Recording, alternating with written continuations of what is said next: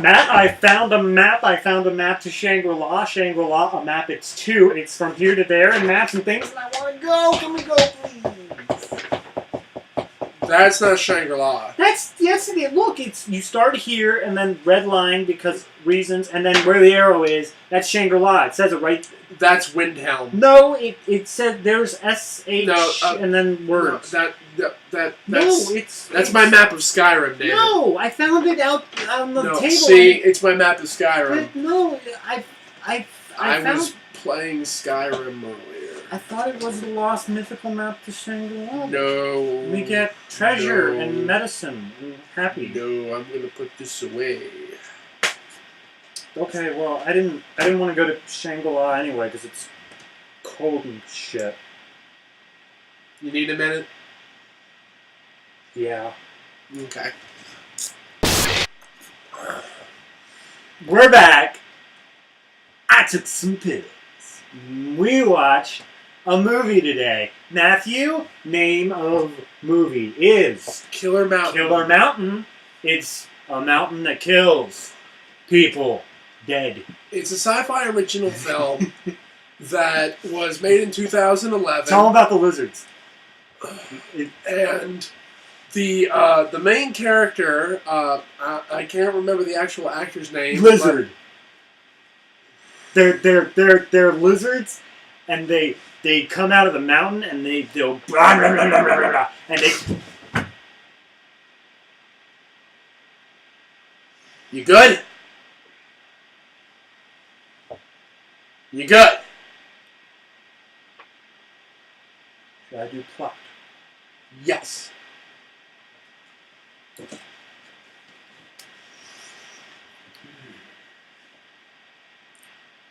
Killer Mountain involves the tale of a retired mountain climber who's brought out of retirement to save his ex-wife who climbed up this dangerous mountain.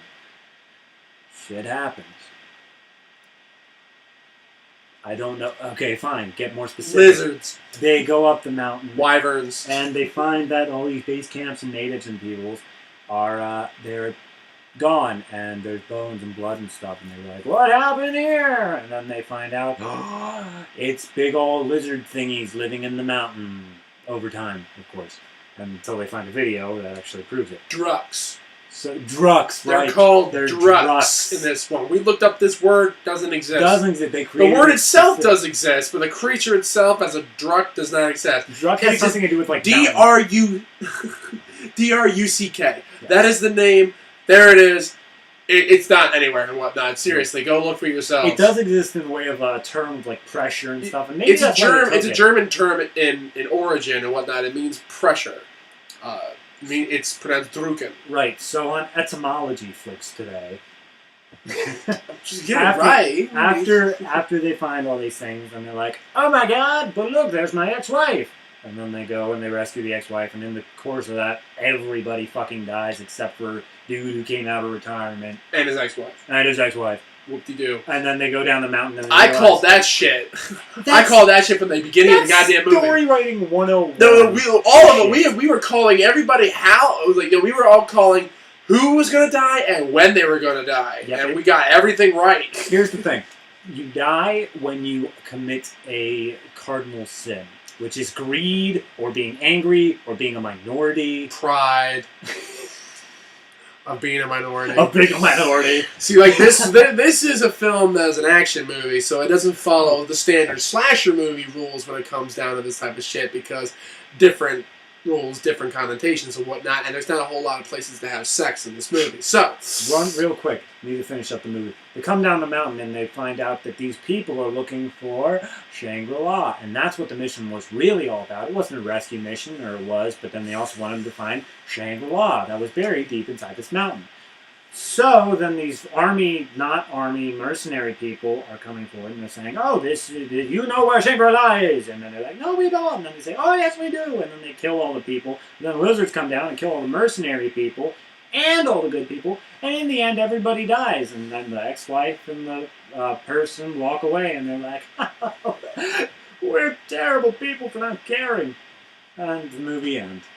This face here, this beautiful little angry face that Matthew's got on, is because of He's got it. It rips off Drake. It rips off Uncharted 2. This damn thing. Now, of course, they don't go all over the goddamn world finding clues and whatnot, because that would be cool. But, no. The entire basis of this goddamn thing is fucking Uncharted 2. That they try to find Shangri-La thinking it's one thing, they end up finding a whole bunch of something that they weren't expecting there, they're beating the bad guys to the punch, and everybody fucking dies except for the main characters. The mainest of the main characters. Yeah. Yeah. I walked out of the room at the right before the hour mark when I figured this shit out. The moment they brought up Shangri-La, I'm like, done. He did. Yep. I love the Uncharted games. Like, you know, besides the fact that they're great games, they're also really great stories, great acting. Like, overall, you could turn those things into movies. Like, they are basically movies unto themselves. They did. Trying to make the Uncharted series actually into a movie, whatnot. I don't know how that would fucking work. But this way, you should make it into a TV show. Mini-series TV show, or like series. Every single game would be at least one series, so you at least have 3 seasons. That'd be interesting. But getting back to the movie, Fuck this movie. I know, but at the same time, characters. Characters. All right. Well, let's start with main Ward. You know what? Ward. I hate to do this nowadays. Ward. Literally, I don't remember anybody's name. I'm just gonna pull Ward. I understand it's Ward, but we're gonna get to the second tier cast, and we're just gonna be. I don't know anybody and whatnot. There's the ex-wife. There's the Tex kid and whatnot, who only starts using his Texan accent maybe 3/4 of the way through the film. Let's talk about Ward right before he dies. Let's talk about Ward. He's the main character. He's a dude who came out of retirement to save his ex-wife thing. What to say about him? He is like the least heroic action hero ever. Which is ironic considering he was on 66 episodes of Battlestar Galactica. That's Andrew Warlick. Oh, That's sorry. That dude. Right? No, it's him? No, it's Aaron Douglas who plays Ward, the main character. He's in Battlestar Galactica. He's a one hell of an eclectic career. He's around. He does. He's in a lot of TV shows and whatnot. He was even in an episode of Reaper. But all he really did in this was like, guys, it's too dangerous. We gotta keep going. Guys! This literally, the movie itself, there was no tension because they were like, all right, let's race toward our deaths. Yeah. And everybody knew that this shit was going to happen. No one really surprised me that everybody didn't die.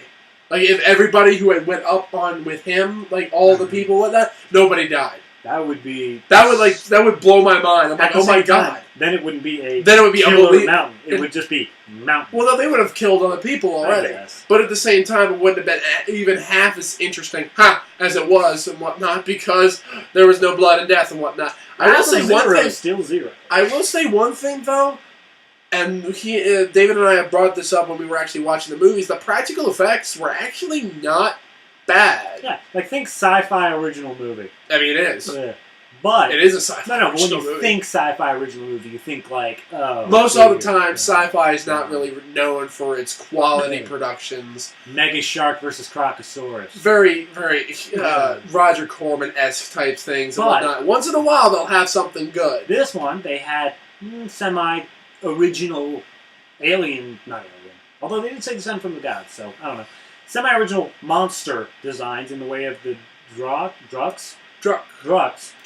Think truck with a D. And they looked fairly realistic at times. They looked fairly realistic, but they never looked like they were actually in the scene. Exactly. Like, they did not look like they were there. That's practical effects-wise, they had little larva egg thingamabobs. Yeah. And it's gross. But the thing is, they had the ones that were moving. Those were all like CGI. It reminded me of Slither. You can tell that they're CGI. But then the one character, he grabs one and he cuts it open. He finds out this is the miracle cure thing that I shanked on. Oh my god! Milk it, squeeze its blood out. But they had to have a real one for that there, and it looks like a freaking placenta. I'll say one thing though. When it comes down to like him constantly going back and getting more, when you see the jar, it was almost full. I mean, like, you could have easily left with that and distilled something from it. Like, His name was Tyler. yeah, he was greedy.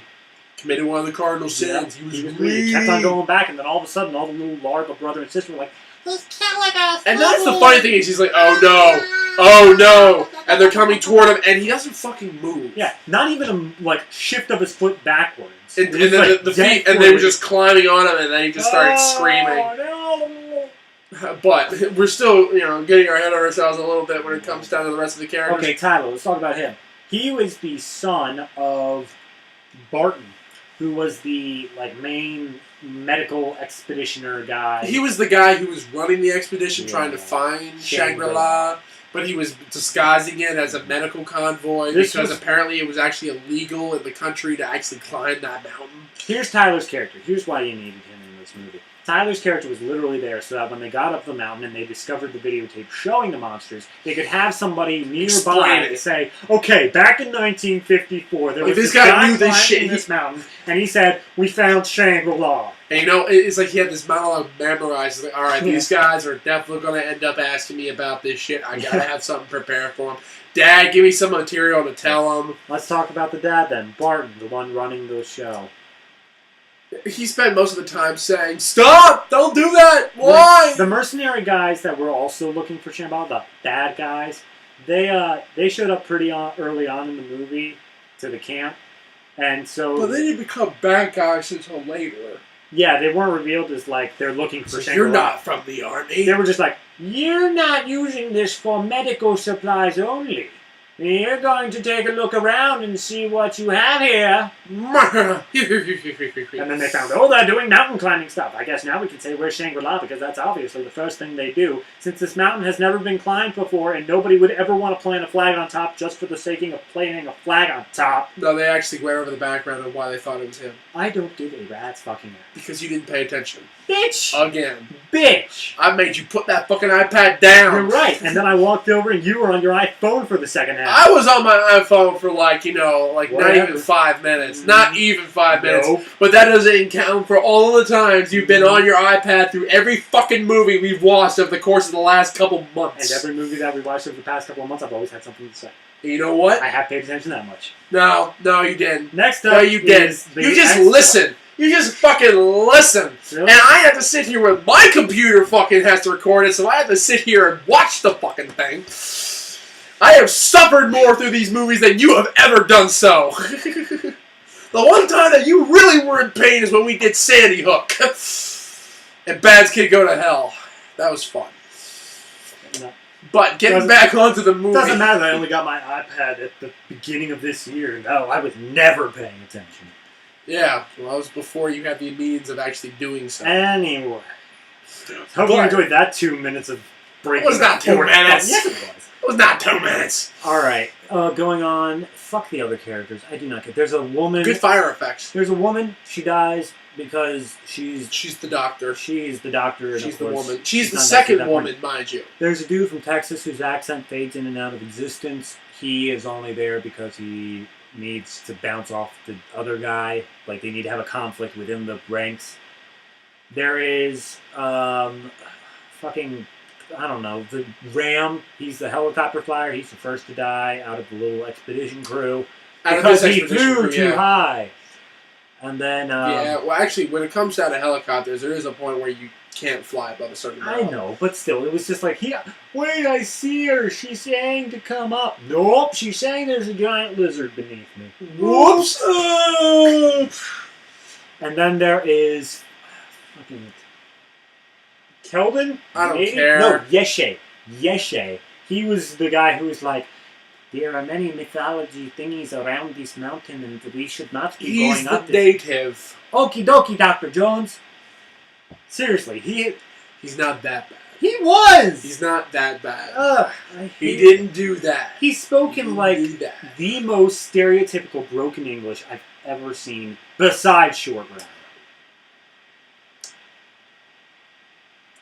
Yeah? Well, I could probably name a couple movies that are probably worse than that. That I've ever seen. Well, I don't know all the movies that you've ever I've seen. only ever seen Indiana Jones and this movie. What's the rest of this show, man? I mean, like... Oh, I wasn't paying attention.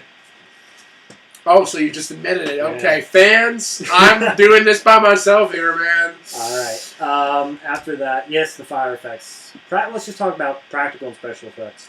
The CGI, it was a mix between good and meh.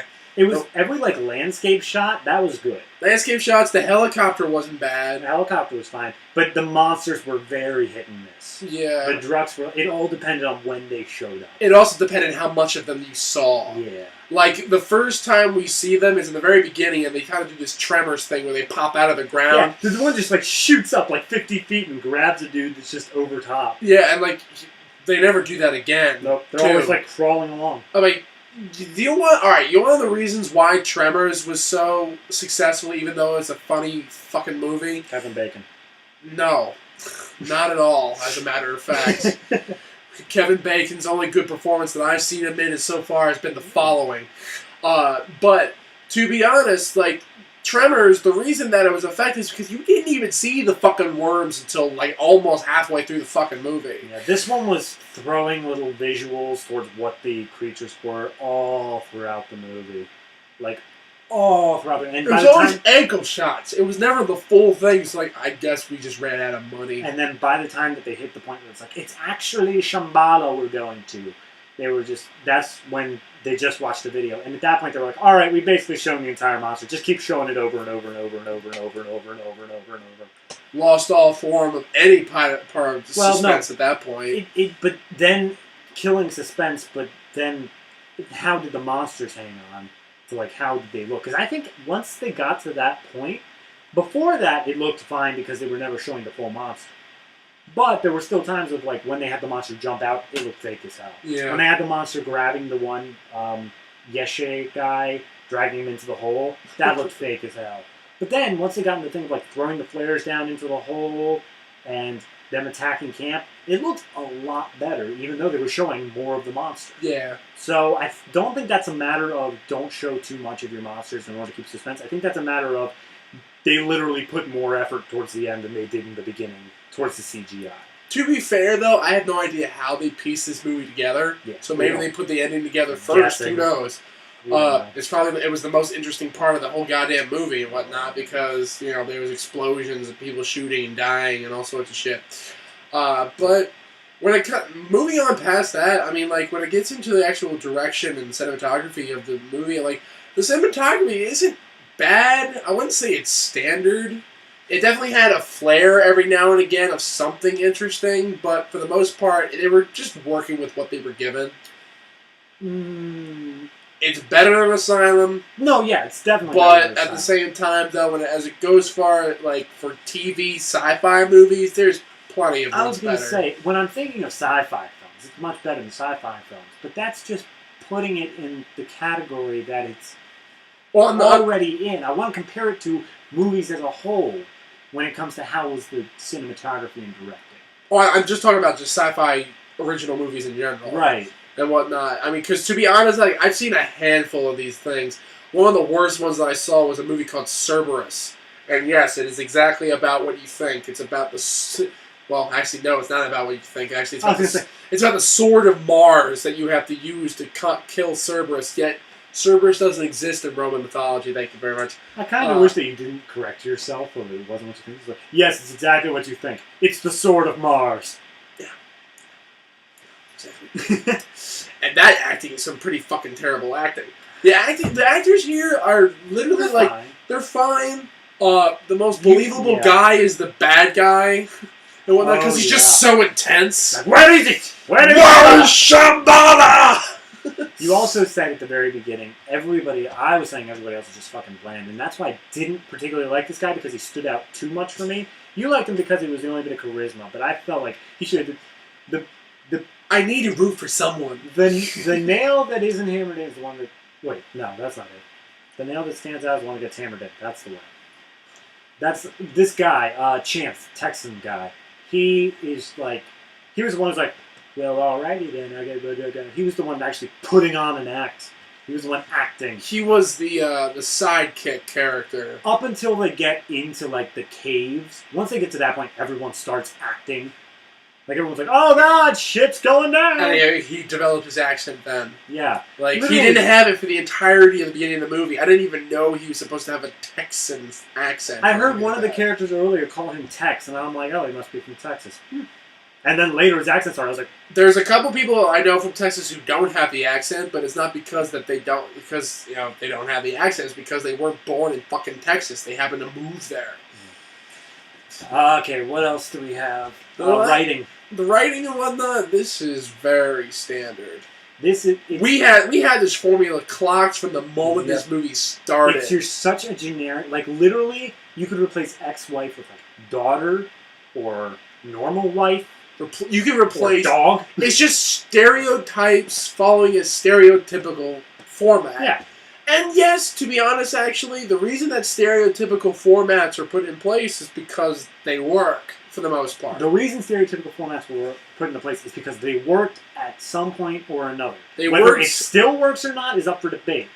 It But they depends on work. how you do it. I mean, there's plenty of like movies that use formulas again and again, but at the same time, they make original, here's a good example.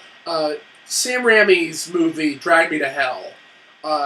It's a cheesy Sam Raimi movie, a lot of cheesy effects and all that jazz. And it's a very basic kind of witch-esque type story. You've seen it a billion times. But the reason that it's fun and it's cool to watch and all that jazz and it's fun to experience is because Sam Raimi throws his own little ridiculously over cheesy touch onto it, which makes you enjoy it. This movie didn't really have a creative flair to it. It was just Guy Guy slays the dragon, literally, this time. The reluctant hero slays the dragon. Yeah, I mean, like, to be fair and whatnot, I kept being a geek through this. I'm like, these are wyverns. They don't have wings. And then, we didn't know what to call I them. play D&D. We didn't know what to call them up until the last 5 minutes, until eventually I heard one of the characters They're say... drucks! Well, I heard one of the characters say, like, they're supposed to be mythology after saying a name, and I Yeah. was like, wait, go back, they gave them a name! Subtitles! Yeah, because there was no way we were picking that And that's up. how we found out about Druck. And that literally was within the last 5 minutes of the movie. They also said it when they were explaining the mythology in the caves, but it was just so fucking bland at that point. That's when you stopped watching, too. Yep.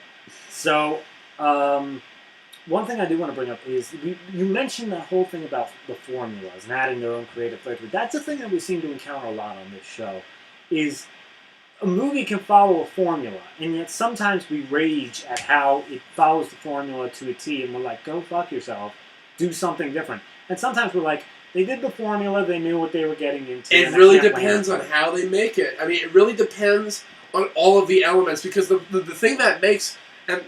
I can't find this funny. The things that make formulas work are all of its components working properly. Yeah. So the thing is, though, even though your movie might have the formula that usually comes along with genre films, it doesn't mean that you're going to make a good movie just because you follow the formula. You need decent elements to make up the formula and to make it flow nice enough. Yeah. There are plenty of generic movies out there that have generic plots and all that jazz that end up being really creative. District 9 has a very straightforward plot that you see in a lot of sci-fi movies. Difference being, it has a lot of creativity and originality to it. And also it has a socio-political message. Fuck you, Doug Walker. I think that movie's good. But at the same time, love your show. He said... Where the fuck did that come from? He made a video a while back. He says, movies that I hate that everyone else loves. And District 9 was on that list. Guess I completely missed that one. Well, yeah, you did. Thank you for just flipping him off. If he says anything about this video, man, I'll promote the shit out of everything else. You're one of the main reasons we started this damn show. Doth we have any more about this film? This filmeth? No. Alright, no, then I shall go on my final thoughts. Alright, little final thoughts, the shit out of this shit. My final thoughts about this film. Like we said, it was super stock standard, but coming out of sci-fi, that's almost a good thing. It's See, yeah. Here's the thing: when it comes to sci-fi, you got so much shit, and I applaud them in the fact that they're like, look, we got to stop it's hard to explain because sci-fi has always been following the formula. The problem it made the formula when it came to its movies, yes. Basically. It's straight up and do exactly what it's doing. The one thing that I really didn't do in this film that it did in a lot of its other films is just the schlock. Like, if you watch through a lot of other sci-fi films, they're like, look, we know we don't make good movies. Let's pump up the schlock. And it's like, That's the sci-fi. rule. That's our rule anyway. It's a rule to do that for us, but I'm glad they didn't do that in this film. When you came to the other sci-fi films, the Crocosaurus, Mega Shark, whatever, Cerberus.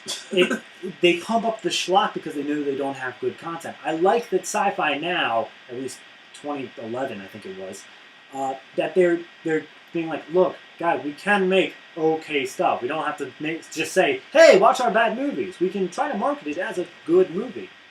So I'm pretty good with that. As this movie compared to other movies, it's super stock standard. I'm just glad sci-fi is doing this instead of, oh, I don't know, devolving back into Sharknado, because that would be fucking terrible. My final thoughts about this: sci-fi can make good things. One of my favorite miniseries is The Lost Room, which was a sci-fi original. It stars Peter Krause from 6 Feet Under, and it's a really good show and whatnot, and also it has a really good complexity, and it takes a stock standard formula that you usually find in a lot of sci-fi movies, and it makes something new with it. And I really enjoyed it. And they did things like with Tin Man and Alice in Wonderland and whatnot. They have these really creative flares on old ideas. They basically take formulas that you know the character types already, and then they just go fucking wild with it. Now, it can work out for good, it can work out for bad, depending on what it is. Now, when we come down to this movie is a fucking ripoff of the fucking Uncharted 2. And actually, there was actually a point when they found that the slugs, when he bit into his hand, and he pulled it off, and he stabbed him with like the knife and whatnot. He got the worms, the larva's blood all over his hand, and it fucking healed him. That was in an episode of Fringe. That was in the first fucking episode. That was in the first fucking season of Fringe, motherfuckers. Okay, it was a giant slug that was inside people that you opened it up and it's adrenaline gland or whatnot, whatever the holy fuck it was and whatnot. It was a major medicine booster on that jazz. It basically healed things that couldn't be healed in normal life. Fuck, you don't rip off a Fringe. Stop ripping off a Fringe, bad movies! Alright.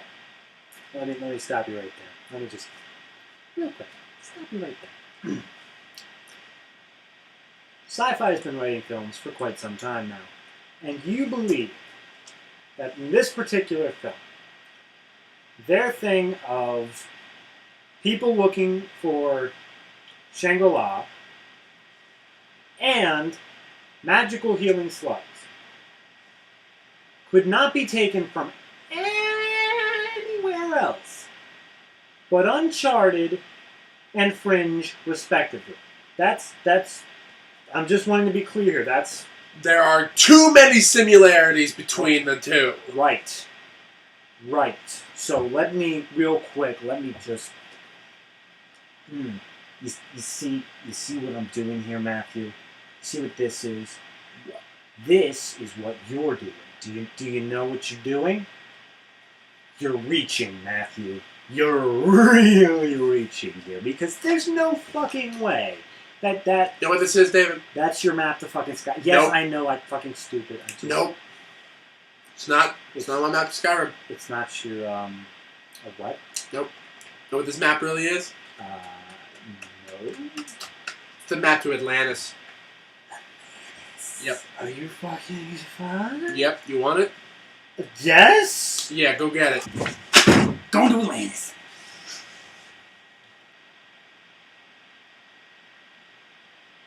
So is that guy like also Fringe shit or? I have no idea what he is. Okay.